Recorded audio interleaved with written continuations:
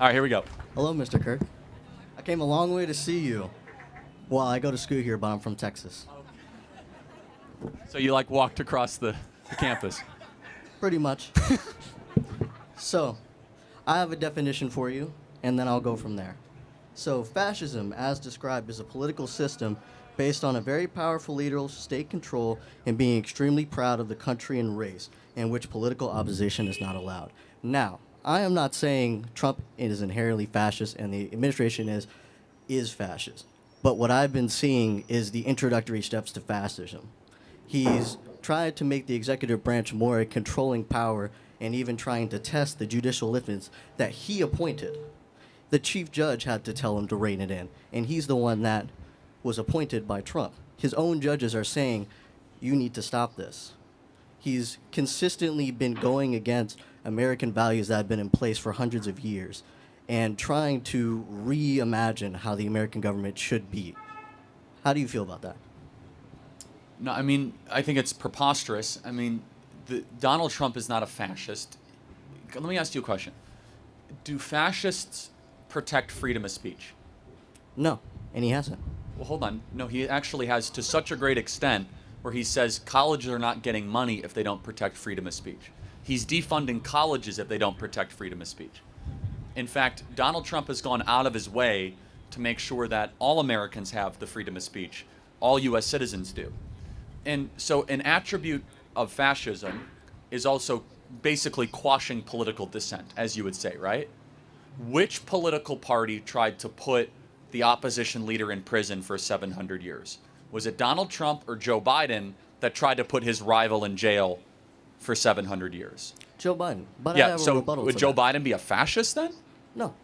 But you just said that's a hallmark definition of fascism, quelching political opposition. I will go a step further. Wasn't the Democrat Party acting fascistic by indicting Donald Trump on all these charges the first time in American history to basically eliminate the MAGA movement? It wasn't to eliminate the MAGA movement, it was to get to man. Because Trump himself was doing very shady things. He was having hush money trials, which is true. He's a convicted felon. He tried to keep documents. Well, he's also your president, so you have to say that as well. Yes, he is my president. Okay, good. I mean, again, this whole convicted felon thing is like so preposterous and so ridiculous. But again, your definition of fascism is, as you read it, not just so narrow. Donald Trump is the opposite of that. Do fascists want people to own more guns or less guns? Less guns. Yeah, so why would Donald Trump now make it easier for people to own guns then? But that's not the point. Well, it is a Not point. everything. That's why I said Trump is not a fascist himself, and this is not a fascist but administration it's just- yet. There are certain aspects that he's doing that is fascist. He's trying to It's make the just- centralized power in the executive branch to control everything that's around him. It's called the He has a bunch of unitary yes men. executive theory is not fascistic. Again, just looking around every corner and acting like that's fascist, that fascist. It's so destructive to our discourse because he's the opposite of such a That's fascist. why I haven't said he's a fascist. No, I understand. haven't I know what you're saying. explained anything. I would not look at a single thing he's done that is even close to fascistic. It's nationalistic. Which it's is a Ameri- definition of fascism. Not necessarily. You could be a It's an nationalist aspect of communist. fascism. Not true. The Soviets and the Bolsheviks were nationalist communists. You could be a nationalist and not be a fascist. But you can argue that the communism that was going on there was not real communism. That's Oh. not Marxist thing. What- and what- I what- don't align with communism. But that was more of authoritarian communism. It was never Communism. real communism. That's right. No, Like it so was what, not real communism. What we don't agree on this. So what is your then contention? My contention is that we are approaching a era in America where we are going to be tested. And now we are getting to a point what's almost as modern-day tribalism, which is happening in Africa. I am part Ethiopian. My dad was an immigrant here. He came here legally and did all the steps and all that. But just like in Africa with Ethiopia and their government, Tigray, which is a subsection of Ethiopia, is being slaughtered because of tribalism. They're all part of Ethiopia. Ethiopia used to be 3 countries together: Somalia, Eritrea, and Ethiopia. It's modern-day tribalism. They split because they didn't want to be part of the tribes anymore. And now we're seeing with the political parties so polarized, we don't even want to talk to each other anymore. Which is why I came out here today. Thank you for that. Just a super interesting hypothetical one about like division and tribalism. Was there a recent time where a Democrat came on campus and just had an open mic where anyone could disagree with them? Are you aware of that kind of an event? No, this Yeah. is like one of So- the first events I've seen.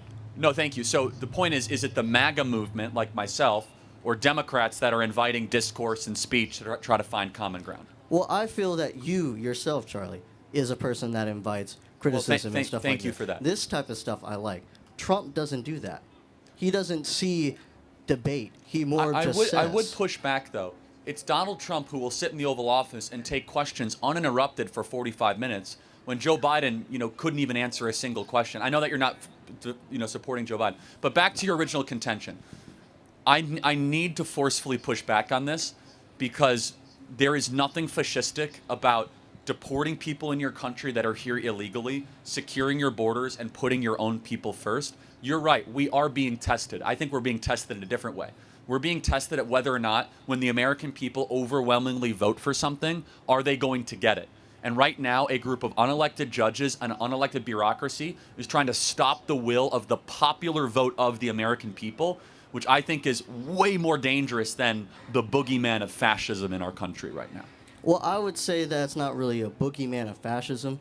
It's just fascistic tendencies that are seeming to get more and more consistent with how Trump wants to run his government. And as for the judges, it's checks and balances. They're there to make sure that, hey, let me check this out real quick and go through all the documents our forefathers have written. No. The founding fathers Constitution. the founding fathers never gave district court judges nationwide injunction power. This is a new thing over the last 50 years. That's fine. We're not going to agree on a lot, but I will say this, that the criticisms that we are the fascists are laughable. Because let me just ask you, and this is just more broadly, and I understand this is not to Trump. How many of you students out there feel as if you'd be graded differently if you come out as a conservative or a Trump supporter? Raise your hand. Look around.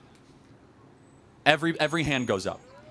And so that is the cultural left on Michigan State's campus that will use power to punish a student with their grades because they have different views. That's fascism. That is definitional fascism. And I'm not saying you're defending that, but I want to make sure you're consistent that there are fascistic tendencies more so on the left than anywhere on the right. Then I want to say this. I am from Texas. We're southern as it gets, conservative as it gets. No matter how many times my city of Dallas goes blue, Fort Worth goes blue, Houston goes blue, we're always going to be red, and I've accepted that. And I don't mind that. But also the same... God bless Texas. God bless Texas. The same thing that happens here happens at campuses over in Texas. Not UT, because that's Austin. No, for sure. The campuses are islands of totalitarianism. That's my point, is that campuses, because they're so homogeneously to the left, that even if you go to Alabama, the same thing happens. It's not a red state or blue state issue. It's that these campuses are super, super far to the left as a posture of just ideological diversity. I don't believe that. Texas A&M, I have several friends that go there. They're all some of my best friends from high school. Very conservative. I see stuff they post on time all the time. First of all, it's not exactly... Come on, man. This school's board... I'm sorry. Go no, ahead. it's okay. I got to get to the next question. But 98% of all college professors gave to Kamala Harris. 98% that gave to Kamala Harris. And I don't need to ask the audience because we know it's true. Would you guys say that most professors are conservative or liberal here? Would you say? They're liberal. Professors, not the people in power. The school board. The administration? Yeah, the administration of the school is what makes the decision. We have a student body here that makes resolutions and says things to the student board. They never listen. Doesn't the governor appoint the board of regents in Michigan? Is it elected? Okay. Well, then I don't know what the balance is in Michigan. Exactly. It's elected here. So someone can run on a completely random issue.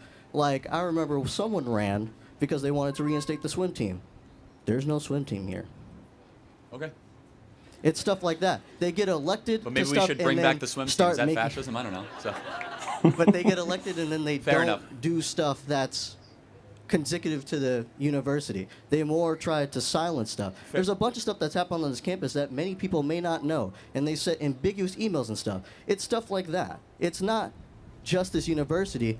No, that's not my every contention. University I just has want its to make, own I want type to make of atmosphere. My takeaway for you is if you're going to try to be pattern recognition with Trump for fascism, look at the American left and do the same. Try to say, because for example, I mean, something that I think is inherently fascistic and disgusting is when Tim Walz is out there cheering for Tesla's stock price to go down.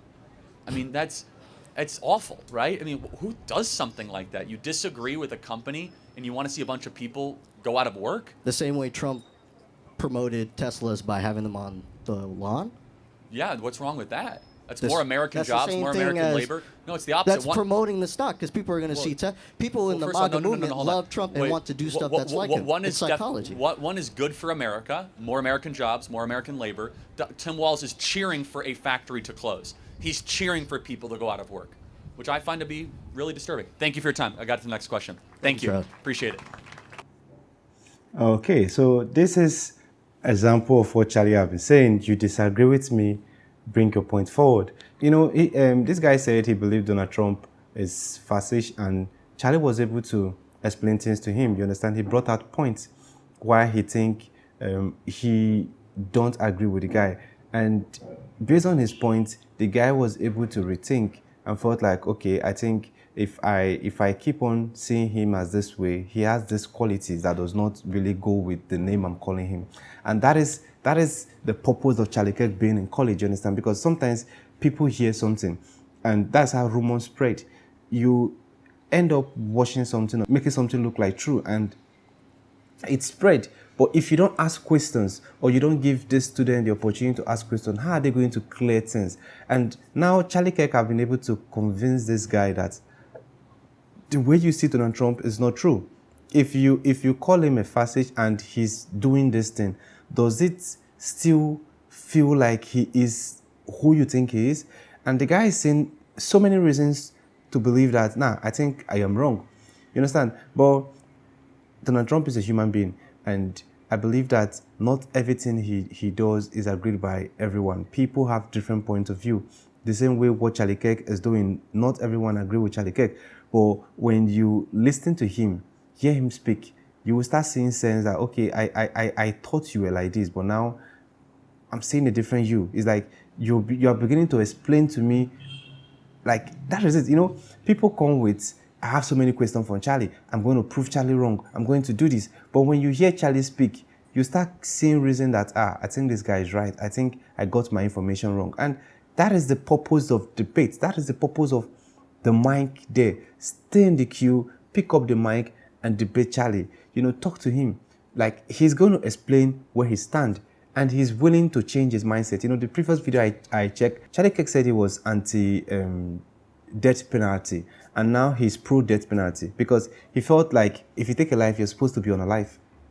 So that is it. Because let's say he always promotes pro-abortion, you understand? Because make people give birth. He's always against abortion, you understand? Because the child have nothing, okay, because the child have done nothing wrong.